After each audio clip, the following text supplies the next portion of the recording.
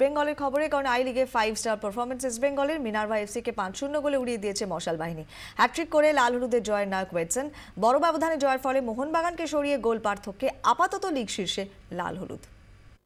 লুধিয়ানায় দুরন্ত ইস্ট বেঙ্গল। অবে ম্যাচে মিনার্ভা পাঞ্জাব এফসিকে 5 গোলে উড়িয়ে দিয়ে আই লিগের শীর্ষে চলে এলো লাল হলুদ।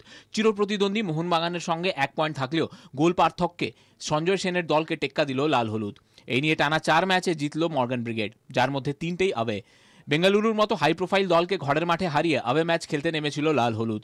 প্রতিপক্ষের থেকেও লুধিয়ানার মাঠ আর ঠান্ডায় বেশি চিন্তায় রেখেছিল ইস্ট বেঙ্গল কোচকে। তবে বেহাল মাঠে দুরন্ত খেললেন ওয়েটসন প্লাজারা। খেলার 10 মিনিটের মধ্যেই ইস্ট বেঙ্গলকে এগিয়ে দেন হাইতিয়ান স্ট্রাইকার ওয়েটসন। সেই শুরু, আর থামানো যায়নি লাল হলুদ ঝড়কে। প্রথমার্ধের শেষ দিকে ইস্ট বেঙ্গলের হয়ে ব্যবধান বাড়ান উইলিস প্লাজা। দ্বিতীয়ার্ধে 5 মিনিটের মধ্যে 3-3টে গোল করে ইস্ট বেঙ্গল। ওখানেই খেলার ইতি হয়ে যায়। লাল হলুদ জার্সিতে নিজের প্রথম হ্যাট্রিক করেন ওয়েটসন। বেঙ্গালুরু ম্যাচে জয়সূচক গোল করার পর লুধিয়ানাতেও গোল পেলেন রবিন সিং। দিল্লি এখনও অনেক দূর, তবে 13 বছরের খরা কাটিয়ে আই লিগ জয়ের স্বপ্ন কিন্তু দেখতে শুরু করেছেন মেহতাব প্লাজারা। ব্যুরো রিপোর্ট, 24 ঘন্টা।